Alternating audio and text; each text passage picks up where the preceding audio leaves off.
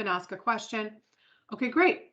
So Starving for Darkness, I actually originally wrote this presentation in 2018 for Light Fair. And in all honesty, it was a hunch.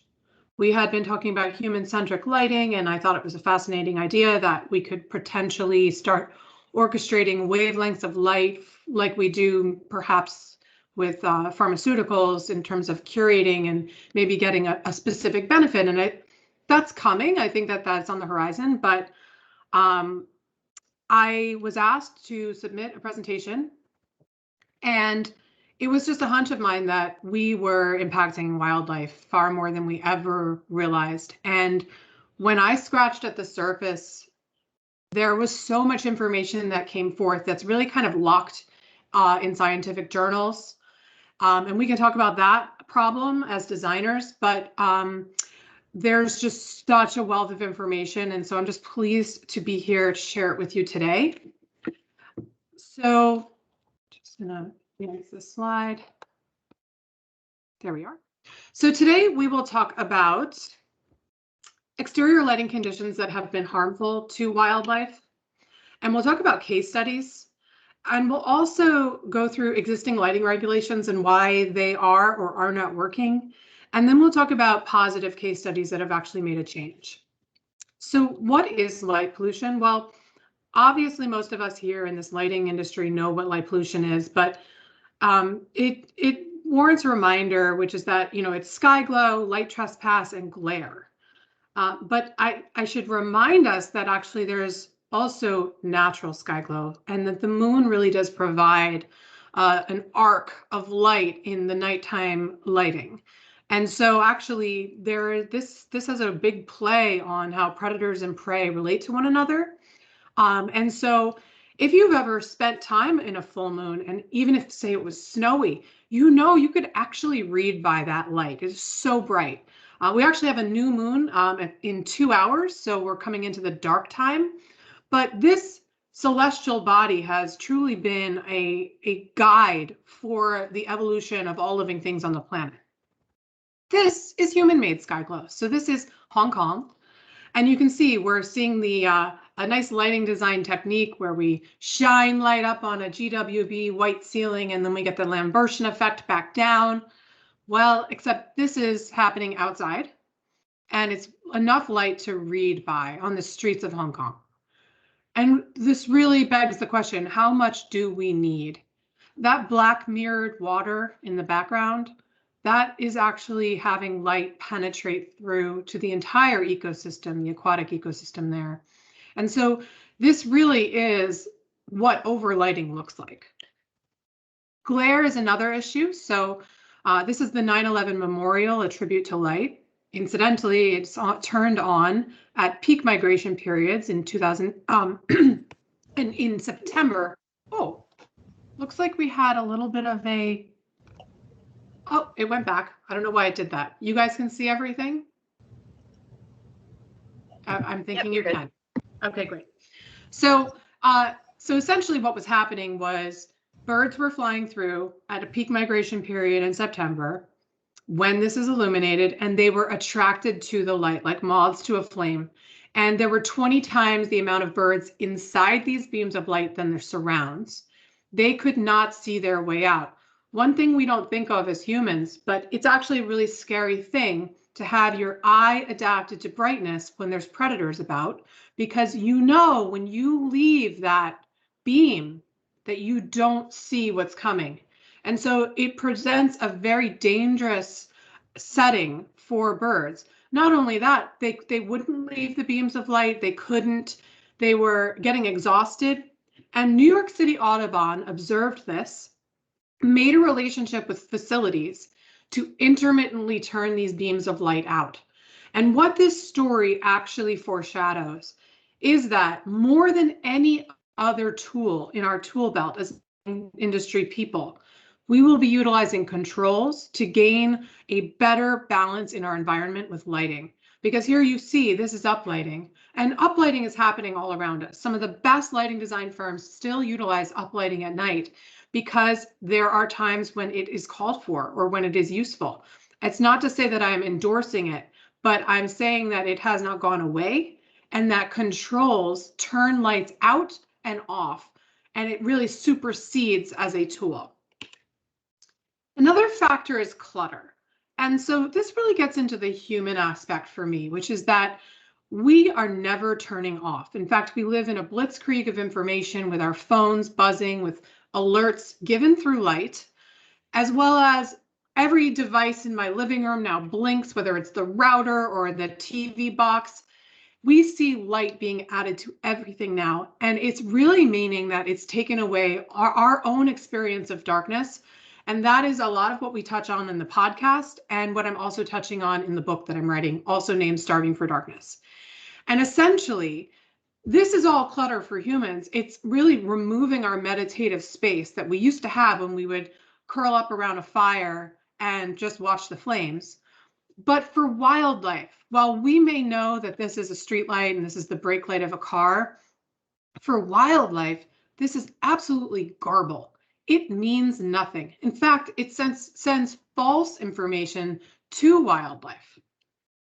And so one of the main problems with light pollution is, one, the name itself, light pollution, does not elicit alarm. Not like if I were to say, oh, we're eating a credit card's worth of plastic each week, which was a recent study that had come out, basically because plastic has entered our food stream. That's alarming. But light pollution to the public is really a nuisance at best. It's not considered the problem that, in my opinion, it really is. And so one of the things that people don't understand is how light pollution works.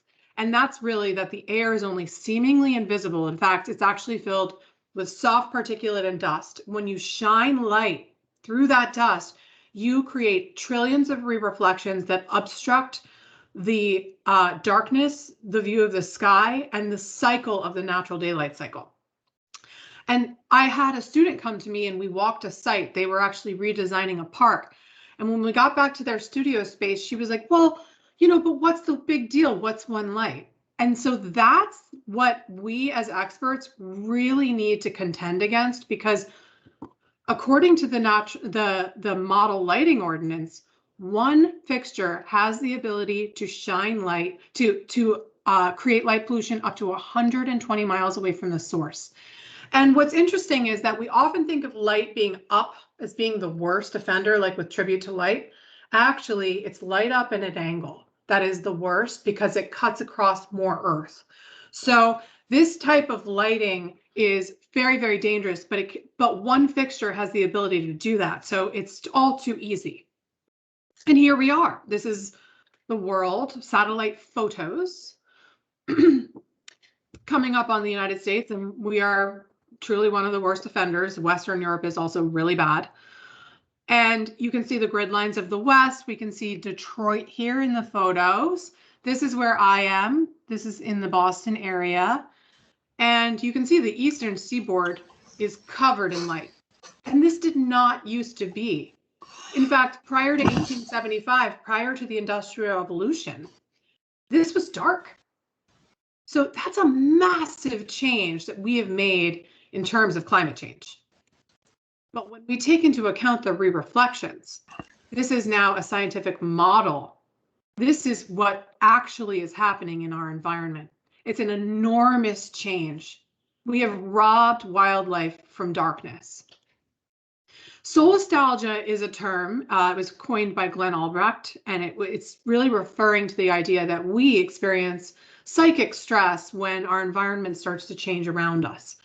And I totally agree. I miss the stars myself, but what I will say is there is something way more urgent than where the conversation about darkness and dark skies rests, which is often in the human loss of the sky. And that is the impact that we're having on wildlife.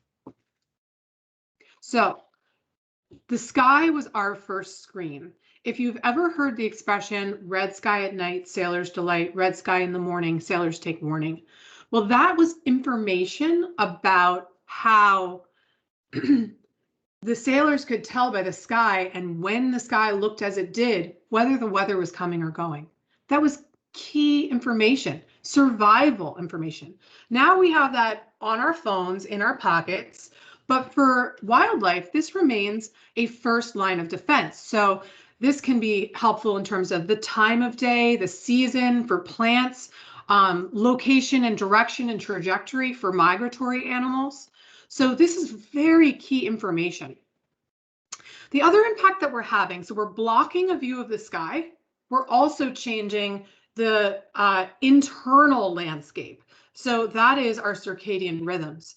And what I want to point out is that light, more than any other factor, so you have temperature, which changes in small terms like with El Nino, or in long terms with, say, the ice ages, temperature fluctuated on the planet. Light was always the same. So we have started to play with a factor that never changed.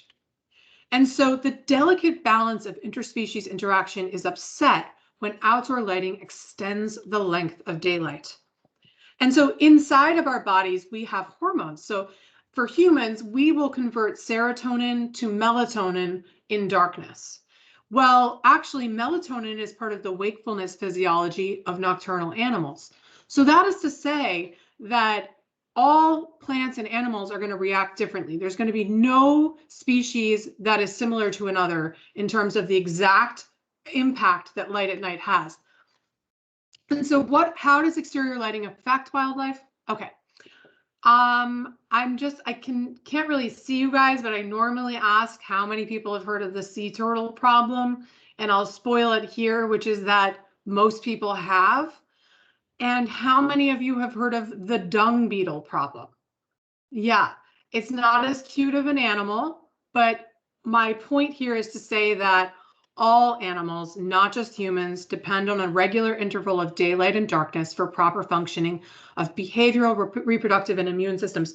And so I'm hoping to make you all dung beetle advocates by the end. We will get into dung beetles.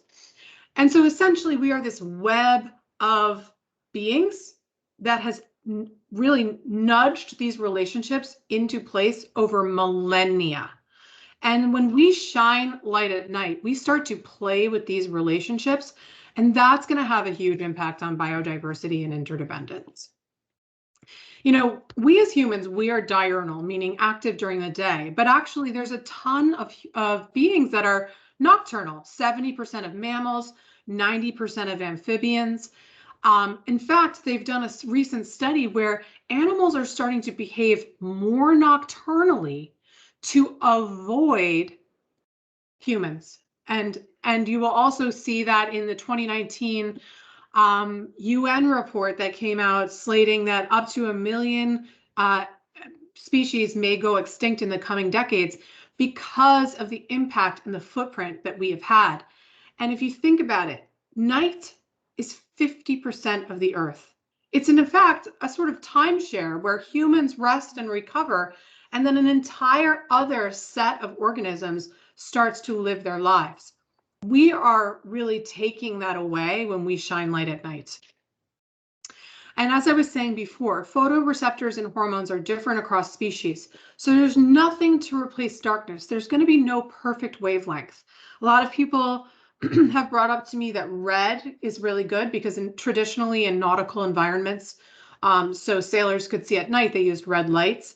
Well, red actually really triggers birds. It actually gets them to produce more eggs. It also sends them up to migrate in the wrong direction because red light is actually coupled with their magnetoreception. So there's nothing to replace darkness. And what are the direct effects of light pollution on wildlife? Well, it disorients and distracts animals. It triggers reproductive behaviors at the wrong periods. It frustrates behaviors around feeding and pollination, and it also alters migration. I'll point out that I'm on the Outdoor Environmental Lighting Committee for the IES. We produced a document citing all of the impacts, and it is far longer than this. This is just to give you an idea of the impact of light at night. And so let's get into some specific species. So we'll talk about insects, bats and whales, which are mammals, birds, zooplankton, just to give you an idea of the scale of species. So this is a very tiny species. And then trees as an example of plants. So I'm actually talking to you from Cambridge. So this is right here in my backyard. E.O. Wilson, he's actually a believer of 50%. we need to take 50% of the planet and save it for wildlife. That's his big idea. And I mean, he's got many more ideas. He's fantastic, but that is part of it. And what I will say, he said, if all mankind were to disappear, the world would regenerate very easily. But if insects were to vanish, then the environment would collapse into chaos. To illustrate that point, at any given point, there are 10 quintillion insects on the planet. That's a 1 with 19 zeros after it. If you average that each of those insects weighs about that of an ant, that's about 3 milligrams, insects still outweigh us 70 to 1. They are a biomass on the planet. So essentially, light is a very big factor. And when we talk about fireflies in general, well, fireflies are a fantastic species to review because they also utilize light. In their abdomens, they have an enzyme called luciferase. And in the presence of oxygen and magnesium, they will begin to glow.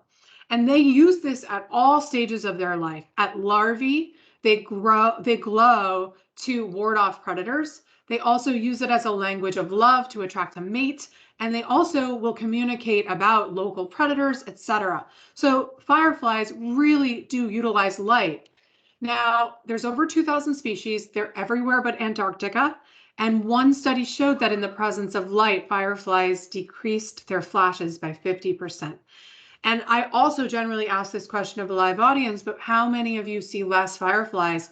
And except with the exception of one person who moved to the country, the answer has always been less. And so, this gets into the broad spectrum of LEDs, which is that, when we were converting to LEDs on the inside, yes, they were not full spectrum. But when we were converting to LEDs on the outside, we were replacing high pressure sodium, low pressure sodium, really narrow bandwidths, really low color rendering. And what we did not realize was that the hidden benefit of those light sources was that they were far less triggering than, say, a 90 CRI LED. So that has been a very big change with the LED movement. Pollination is absolutely vital to humans, to the survival of many species. And most commonly, bees, wasps, moths, butterflies, flies, and beetles are the pollinators. And in fact, there's a quote about beetles, which I believe it's 80% of all species on the planet are actually beetles. It's an inordinate amount of beetles. So these are really big parts of our ecosystem. And bees are fascinating because they are social geniuses. In fact, they actually divide up into very specific tasks. So one bee will be a, say, water-bearing bee. There'll be a nectar-collecting bee. The drones who actually race to get the chance to mate with the queen, they don't actually do all that much. Nurse bees are actually the youngest bees because they send the nectar-collecting bees out because they have less life to lose. So just to give you an idea of how they keep a healthy hive. Now, some bees are diurnal like us, but actually there are also nocturnal bees and nocturnal insects. So we have nocturnal pollinators. And basically we need both to do the ecological service of pollination. And just like humans, light pollution really does lead to sleep disruption. And so you could imagine that if you're shining light through a hive, well, let's just put it this way in terms of humans. Have you ever put a flashlight up to your hand? It glows. Actually, we're see-through. That's how much light impacts our bodies. And if you think of a hive is just as see-through. So if we're shining light in at night, that is impactful on circadian rhythms. And so Albert Einstein, who is still getting things right, even from the grave, he recently got stuff right about the black holes. And he said if the bee disappeared off the face of the surface of the globe, no more bees, no more pollination, no more plants, no more man. He's actually estimating that we would have 4 years left to live without bees. Now, monarch butterflies are pretty fascinating because they are this tiny invertebrate that actually migrates from parts of North America and Canada all the way down to a very specific place in Mexico. It actually looks like a carpet of monarch butterflies. And what's so interesting is that it's not the one butterfly that makes the journey. It's actually the great, great, great, great grandchild that makes the journey all the way. So this journey is made over a course of many generations, meaning that these animals are actually hardwired. And they do this through a magnetoreception, through a view of the stars. And when we are shining lights that actually create faux constellations in cities, as well as creating different blocking a view of the stars, this can have an impact. And as you know, I will say that monarch butterflies are also endangered. No, I wouldn't say specifically endangered, but they're in decline. And there's a lot of research on it. And so light pollution is not helping them in any way. And moving on to the next issue is talking about lighting pollution with regard to pollination specifically. And so they did a study, and they took a lit meadow and they compared it to an unlit meadow. The lit meadow received 62% less visits, had 29% fewer pollinating insects, and cabbage thistle, the plant that they studied, bore 13% less fruits. And to make matters worse, very often pollinators are pollinating their very food source. So it becomes a vicious cycle. Now, the promised dung beetle. This study is super cool. They took dung beetles and they put them in a planetarium. And when the beetles were, when they turned the lights on for this map of the stars, the beetles moved in straight, narrow paths. When they turned the lights out, the beetles moved into scattered and random movement. Now, it's ideal for the beetle to move in a straight, narrow path to avoid predators and competitors. So this is impacting the animal's ability to find its way on the planet. And that is really just to say that a tiny little organism is using a map of the stars to find its way. And that's how pervasive using a map of the stars to migrate is in the evolution of many, many organisms. Now, getting into mammals, as I said before, predator and prey also have a song and dance around the cycle of the moon. In fact, in full moons, prey will hide because they're better seen. So predators actually have a harder time. I have heard sometimes they say that's why predators howl at the moon.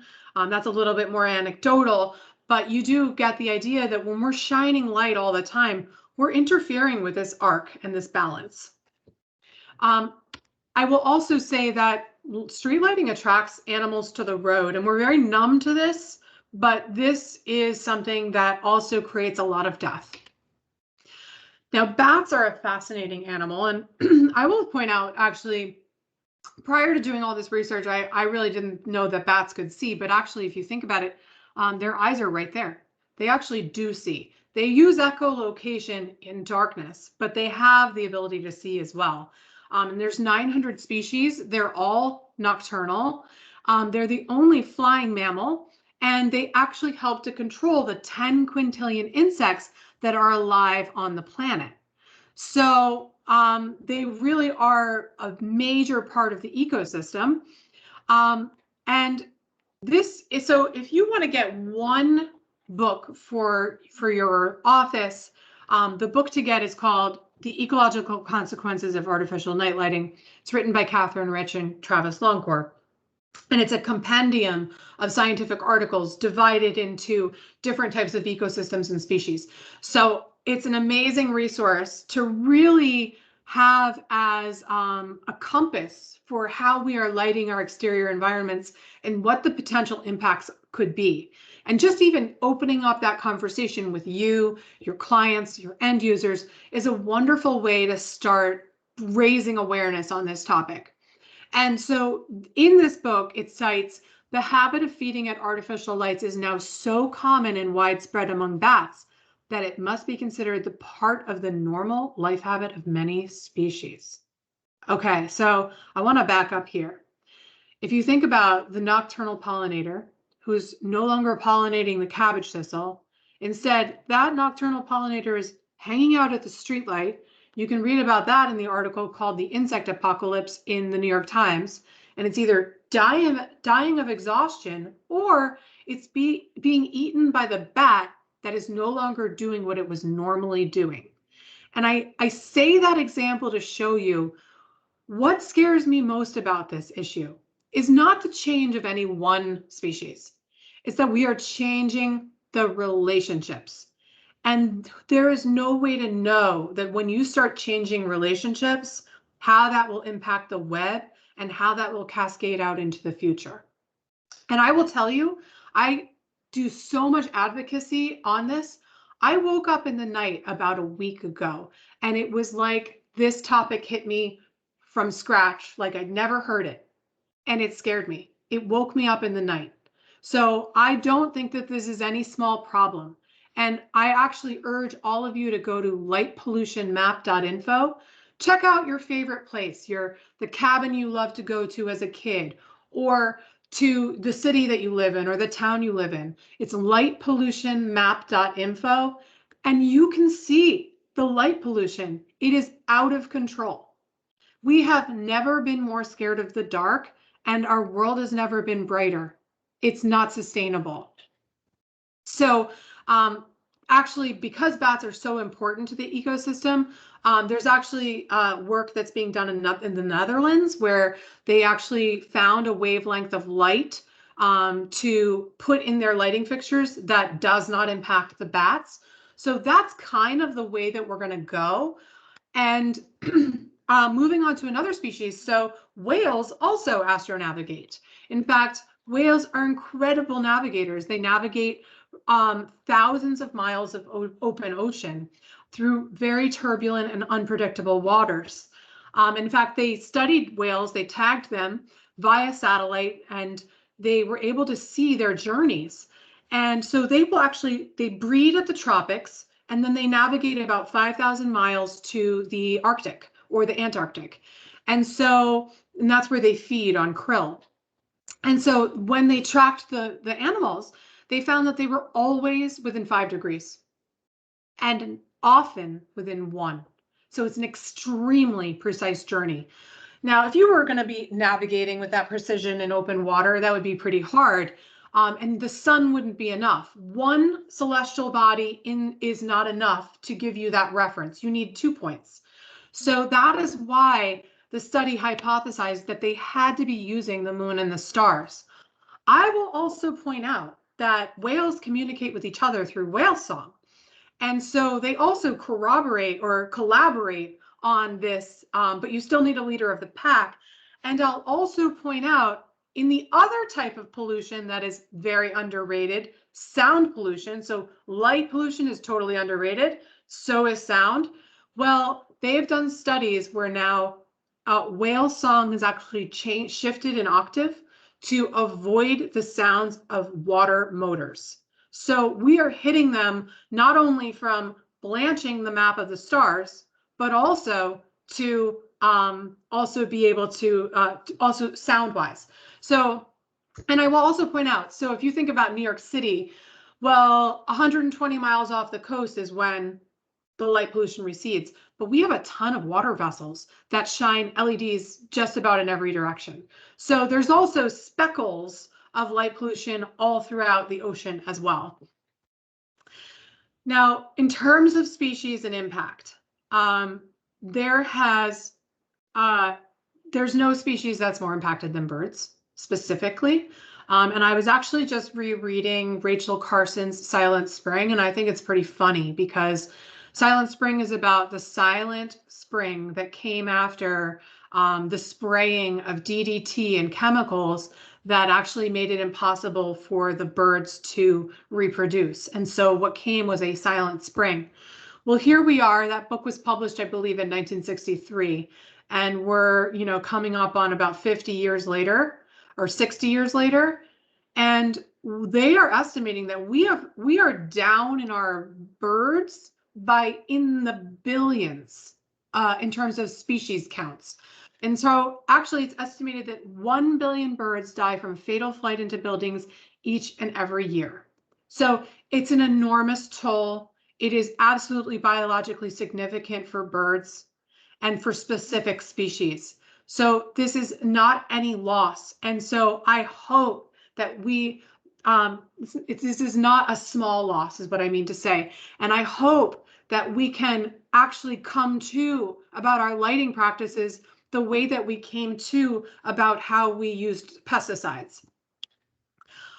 There are programs. It's called the Fatal Light Awareness Program. This is a Canadian project, and this is to bring awareness. This is an art installation done with real dead bird bodies to show the cost. Where I live here in Cambridge, the animal control person said that his main job is collecting dead birds. So it's a big problem. And it's not just that there's fatal flight, but also we affect their circadian rhythms. And so there are birds exposed to light at night actually develop their reproductive systems 1 month earlier. They molt earlier than birds kept in the dark. So it really does have an impact in terms of when they are reproducing and bringing their very vulnerable young into the world. And then getting into zooplankton. Well, zooplankton are tiny, floating, little drifting animals in water bodies. They can be in fresh water, in also salt water, and essentially they hang out in the bellows of the water to avoid UV light and predators. When dusk happens, these animals will actually start to vertically navigate. It's a vertical navigation to the top of the surface, and then there they will feed on algae and other parts of the aquatic ecosystem. Now, in the presence of light, they won't navigate. And scientists have actually likened the navigation of zooplankton to be jet propulsion of our waters. It's even been called the largest migration on the planet, because if you think about the vast 70% of our planet that is covered in water, and then the zooplankton vertically navigating at dusk, this is an enormous change when we shine light at night and we stop this navigation.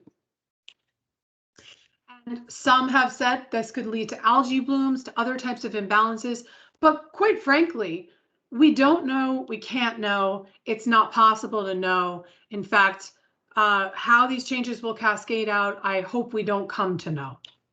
And then lastly, trees. Just an example to give you an idea of plants. And what I'll say is that we are consumers. Plants are producers. They take the extraterrestrial energy of the sun and they convert it into plant matter, and they also are the reverse of our CO2-O2 process. So they're absolutely vital. We eat plants, we need them for our buildings. We are nothing without plants. Well, actually what's interesting about plants is that the photo period is particularly important. So that's the length of day. So right now it's May 11th. We are in the brightest time of the day. We're tacking on about a minute of light each day in terms of the overall photo period and length of day. And this is going to help develop leaves, the pigments, and then it will also, when we start to lose minutes, then the same plant will start to prepare for dormancy. I was actually just reading that a younger tree may actually opt to photosynthesize a little bit longer, to be a little riskier than an older tree who will probably more likely prepare for dormancy, shutting off their leaves, etc. So it's just an interesting thing that, you know, plants don't want to be outcompeted in the forest. So the younger plant's like, well, I'm going to take a little risk here. So this is really key information. And so when we shine light at night, this prevents dormancy because the plant doesn't think that winter's even coming. And so this just has a big change in how a plant is responding to its environment. And, you know, I will say in China right now, they actually have places where pollination has declined so much that they have people who wear furry outfits and climb trees with wands to do the pollination of trees. That's wholly unsustainable. And truly, when you look at the relationship between insects, plants, and light, that alone is something that we do not want to change with light at night. So what are the interventions? Well, the model lighting ordinance Actually, it's the 10-year anniversary in June of the MLO. And this was a joint effort between the IES and the International Dark Sky Association. And it was a very hard consensus to come by because people have a lot of opinions about light, even people not in the lighting industry. One of the most successful parts of the MLO was the division of lighting zones.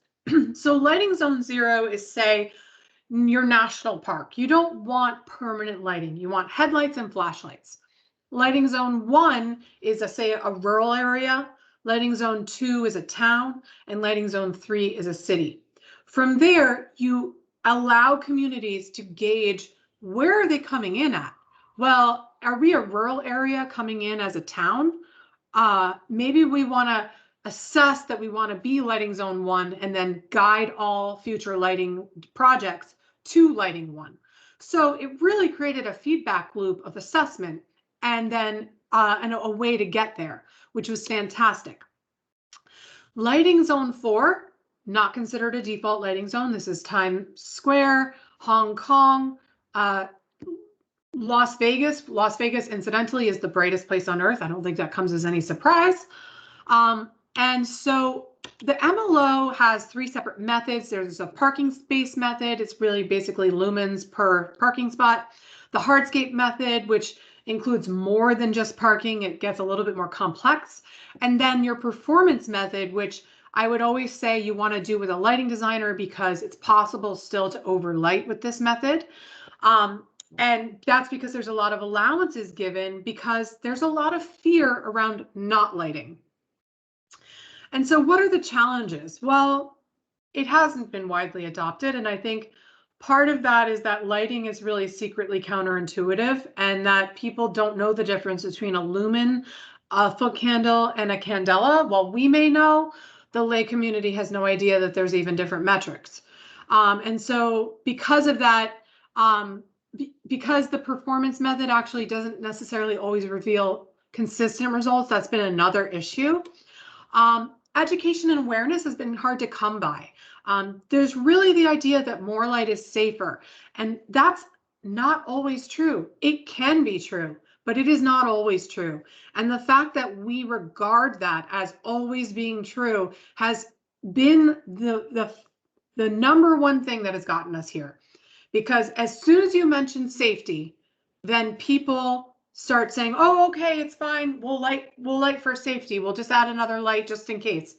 Well, what I'm here to say is that if you look at some of the studies, actually, they did a study in England and Wales, and the correlation to more light being safer was actually weak at best. In fact, they lowered light levels, and there was no increase in traffic accidents or crime. And while that's only one study, I have to say that if we are betting that more light is safer, then we are really betting it on some risky odds, and we are risking the night sky and the welfare of wildlife. And there's going to be nothing that talks about the health of humans more than the health of wildlife. And so because of all those reasons, it's very hard to come to consensus, which is why I really believe we need to start revering darkness for its benefits, for the fact that if you look at the entire arc of the natural daylight cycle, yes, we wake up in the morning, the birds are singing and it's beautiful and we get sun on our skin. That's awesome. And then in the evening, the dimmer shades of light are also there to help you to rest and recover. We are not taking this, and we're not giving it to wildlife either. And so there have been communities like Bar Harbor, Maine, where they had a much more homogeneous viewpoint. Bar Harbor, Maine is where Acadia National Park is. It's a beautiful national park. And so they were able to actually protect the night because they already came from the viewpoint of really revering the night. And so actually, if you look here, Acadia is the only reasonably dark place on the East Coast. The West Coast has far more. In fact, right in this region is actually the home and the headquarters of the International Dark Sky Association. And so they call this the big sky out there, and they are protecting it, and they're doing a great job. Sky Village, Arizona is part of that area. They also did a good job. Now, when we get into lighting design for wildlife, and I have another talk which is called Wildlife as Form Giver, and that gets into really some of the design strategies for lighting for wildlife. So this is just a quick slide on it, but we want to be utilizing controls. And if you think about it, controls actually offer us the ability to rapidly experiment with the same lighting installation. We didn't have that ability 20 years ago. We had to just live with whatever we installed and whatever it could do. Now I can dim, I can schedule, I can turn lights out. It's an amazing amount of control. So why not use this as an adaptive feedback system to make our lighting installations better, more efficient, more helpful to humans, and less impactful on wildlife. Avoid triggering wavelengths. So white, blue, and green disorients fish. Kind of makes sense. It's the color of water. Red light is ideal for sea turtles. And then use window coverings. So if you have, say, a window that you've seen a bird or 3 strike that window, address that window first, because actually birds have flight patterns just like planes do. And so if there's one single window where you've seen an obstruction happen, then you can address it with a decal. A simple decal off of Amazon can find you a way to save lives. So it doesn't have to be complex. It can actually be very simple. Now, lighting design for birds. So this red line here, that's the Arctic tern. The Arctic tern migrates 50,000 miles in a calendar year. It chases summer to the Arctic and the Antarctic. So it actually goes back and forth following the sun. And these birds migrate such distances that they wing overnight. They actually will fly so far that they start to eat into their own muscle and connective tissues just to make the journey. So it's incredibly important that they stay on course. And so for birds, we can turn off lights during peak migration periods. So actually, oh, I don't have that photo in this one. But so if you think about it, when birds will land themselves actually during cloud coverage, just like a plane will. So when there's a lot of soft particulate and water and they can't see, they won't fly. And in fact, actually, when you shine light up through that, it only gets worse. We know that from when we turn our fog lights on, which change the lighting throughout that water particulate. So birds have that same issue. We can take special precaution when designing buildings 300 feet or below. I'll point out that New York City recently passed legislation for the first 75 feet of their buildings. Any new renovations of buildings have to include bird-friendly materials, including bird glass. So that is they are hoping to actually change the bird death, which is about a 250,000 birds in New York City per year. Green and blue wavelengths are better. Avoid white and red. As I said, red can interfere with bird migration. And create advocates through specificity. I am definitely showing you cute animals to manipulate you and to actually just make you feel. Because what I'll say is that, you know, when we just go about designing lighting outside, and we don't even include wildlife in the conversation, then we're not advocating for them. But I would say open up Travis Longcore's book, find a species in your project and talk to them. Mention that animals need darkness and plants need darkness.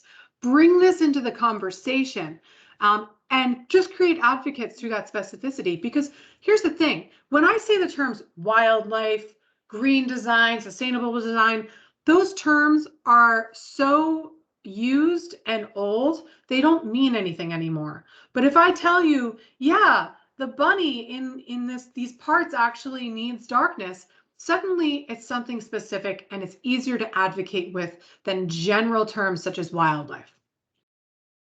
So case studies, Flagstaff, Arizona was actually the first dark sky place, and it was not by accident. In fact, they started advocating in 1958. And actually how they did this is that they didn't adopt LED lighting. They stuck back with sodium fixtures. As I said before, there's a much more limited wavelength. What this really foreshadows is that we are going to be designing really low triggering wavelengths for our exterior environments so that we can still light for the safety of human activity, but really reduce the impact. And when you compare Flagstaff's lighting with Cheyenne, which is a similar size, Flagstaff was 14 times more dim and their radius was 8 times smaller. So simple changes can make a big difference. Big Park, Arizona, this is another place that has been added to the dark sky community. And actually, you should just go on the IDA website because they're adding new places all the time. It's fantastic. And it gives me a lot of hope. And so I think that this is not the worst problem we could have. It's a very serious problem. We need to take it seriously. But this is also extremely solvable. So getting into awareness and best practices. Well, the Bortle scale. So now, interestingly, we have another anniversary. This is the 20-year anniversary of the Bortle scale. So John Bortle, he was an astronomer, and he wanted to gauge how do we actually assess night sky visibility. So he developed a scale 1 through 9, 1 being the darkest. There are very few 1s left in the United States and in the world.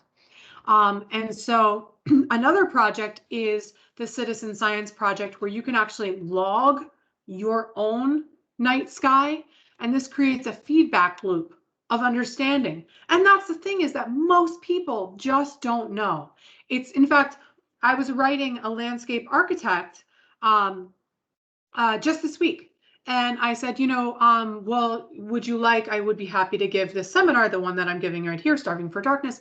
And she was like, well, we really only work in urban environments, so I'm not sure how much that would be important. And I wrote her back and I said, I can understand making that assumption, but actually light pollution is everywhere and it's so pervasive, even 100 miles away, that it's much more impactful than you realize. And I got to give her credit because she was like, okay, absolutely. And we scheduled the seminar. So people just don't realize, which is why we all need to have this conversation with as many people as possible. And so what are the best practices? Well, design for specific applications. So here we have a wooded road, a small town, a city plaza. I had one small town come to me and they said, we want one lighting fixture for the whole town. This was a small New England town with rural roads connecting to it. Now, I wouldn't light my house with one floodlight. So it does not make sense. Where they were coming from was the idea of a maintenance standpoint, where they just want to be able to pull off the replacement off the shelf and replace it. But as we know, with LEDs last 20 years or more. So maintenance is kind of not really the angle anymore, and nor is it really helpful to illuminating sustainably. So we really want to illuminate based on the need. And I will point out, I don't think we need lighting when we have headlights on our cars on all roads. We just don't need it. So conduct photometric studies, meaning that you don't want to just illuminate wildly. I think this is a better point for non-lighting people, because I know we do a lot of photometrics in our work. Provide the right amount of light, not more, not less. And this really plays into the just add another light, make it safer kind of mentality. And quite frankly, you can actually overlight and make things less safe by creating blind spots.